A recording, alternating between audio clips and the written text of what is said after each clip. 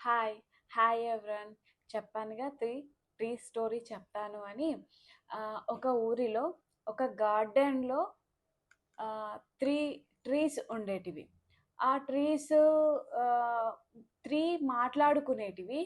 ఆ 3 ట్రీసు అనుకునేవి ఎప్పుడు మనము నాకేం కావాలనిపిస్తుంది, నాకేం కావాలనిపిస్తుంది అని ఆ 3 ట్రీసు మాట్లాడుకునేటివి.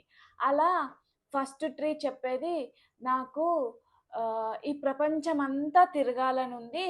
ఆహ్, సో, ఈ ప్రపంచాన్నంతా తిరగాలి నేను అని ఫస్ట్ ట్రీ అనుకుంటది. సో, సెకండ్ ట్రీ అనుకుంటది నాకు చాలా నగలు కావాలి, ఇంకా డబ్బులు కావాలి, అవన్నీ నాకు కావాలి అని సెకండ్ ట్రీ అనుకుంటది.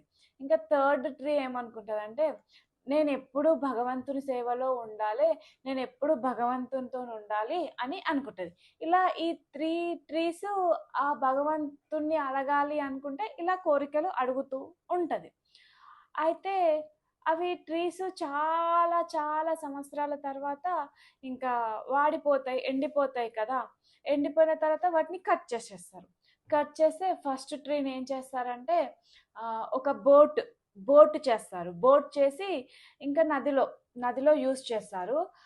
సో, ఆ బోట్ ఏంది అంటే ఇంకా అన్ని ట్రావెల్ చేస్తూ ఉంటది.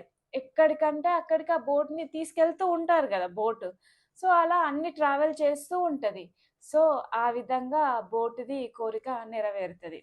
అలాగే సెకండ్ ట్రీని గూడా కట్ చేస్తారు. కట్ చేసి దాంతోటి ఒక మంచి నగల పెట్టె చేస్తారు. నగలది బాక్స్ ఉంటది గదా! ఆ బాక్స్ చేస్తారు. ఆ బాక్స్‌ని చేస్తే ఒక, ఒక రాజావారు రాణికి ఆ బాక్స్‌ని గిఫ్ట్‌గా ఇస్తారు. అప్పుడు రాణి ఏం చేస్తదంటే దాంట్లో నగలు, డబ్బు పెట్టేసుకుంటది. సో, ఆ విధంగా సెకండ్ ట్రీది కోరిక గూడా నెరవేరుతది. ఇంకా థర్డ్ ట్రీ ఏంటి అనంటే దాన్ని గూడా కట్ చేస్తారు. కట్ చేసి మంచి దేవుని పీటగా తయారు చేస్తారు. దేవుణ్ణి పెట్టడానికి కావలసిన పీటగా తయారు చేస్తారు. దాన్ని ఒక బ్రాహ్మణులు కొనుక్కొని వాళ్ళింట్లో రోజు దేవుణ్ణి పెట్టడానికి యూజ్ అయ్యే పీటగా దాన్ని వాడుకుంటారు.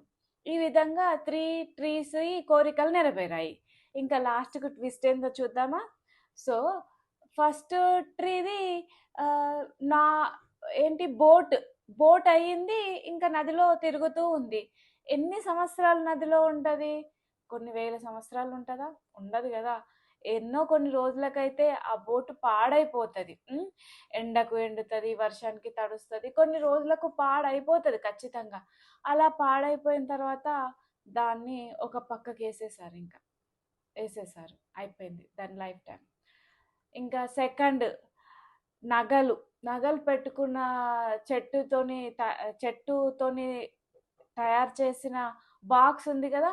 ఒకరోజు రాజావారి ఇంట్లో ఎవ్వరు ఉండరు. దొంగలు చూస్తారు. చూసి అమ్మో! వీళ్ళ ఇంట్లో చాలా డబ్బులుంటాయి.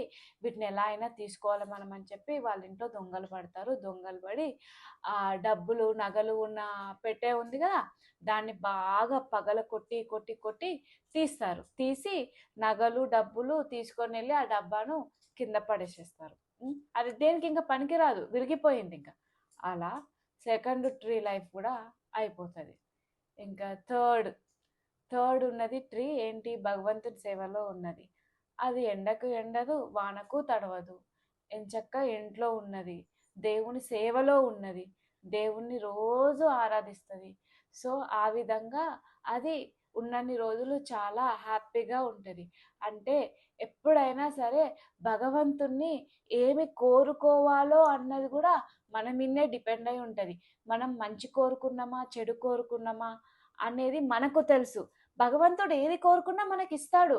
కానీ డిపెండ్స్ ఆన్ ఎప్పుడైనా సరే వాళ్ళ మీదనే ఉంటది. సో, ఎప్పుడైనా సరే మంచే కోరుకోవాలి. మంచి కోరుకుంటే చాలా మంచి జరుగుతది. నచ్చిందా? Thank you so much.